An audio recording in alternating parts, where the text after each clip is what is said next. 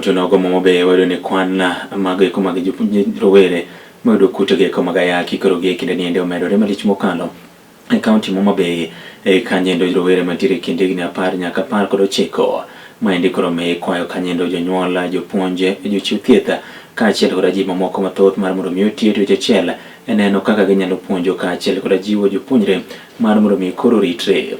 Maendi en kwayo mogole koda mikai mokwonge pacho kaendi mama Rachel Ruto kaachiel kod gavana county Homa Bay Gladys Wang kinde makoro nyogi molo mar mondo mi gijiw nyithindo manyiri manindo e katiegruok nogo mamawego madore kar chung'o bura makara chwanyo e county nogo Homa Bay kata malo moyo 10 magieko mag Landruok Kute gieko mag Ayaki e county Homa Bay kinde rowere koro gi kinde nindi oyudi kende jiwo mar mondo mi gimede neno kaka ginyalo ritore.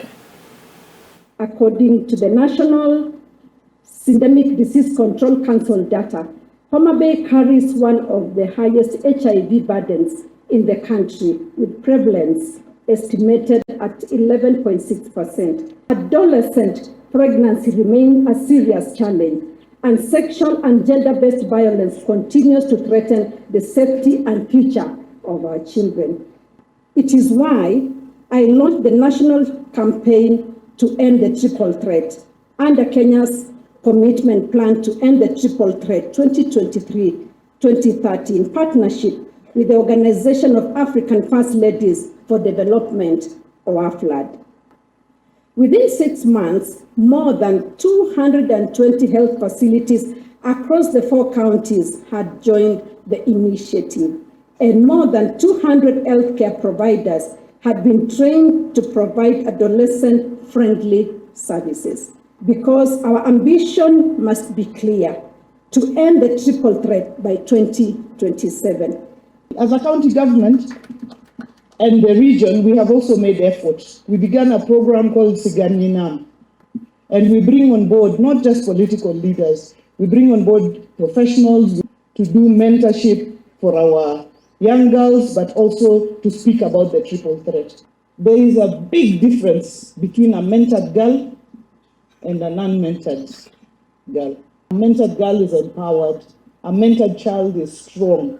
They are focused. They know where they are going. And it is sometimes just by one word that you say that somebody is going to live here and their lives are going to change. This country has made enormous progress in the response towards ending AIDS as a public health threat. This very county that we stand in today, if you came here or barely 2-3 decades ago, almost 1 out of every 3 people you met on the streets was living with the HIV virus. That has been reduced to about 15%. Homa Bay County and the other counties of the Lake region, which were high burden before, are a beacon of hope on how we can end this epidemic. Unfortunately, Your Excellency, out of the 13,936 new infections that occurred in the year 2025, 10,500 were among those aged 15 and above.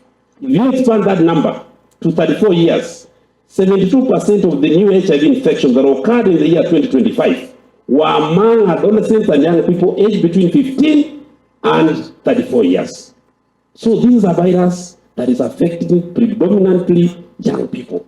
And that is why the discussion that Her Excellency is coming to have with us today is extremely critical.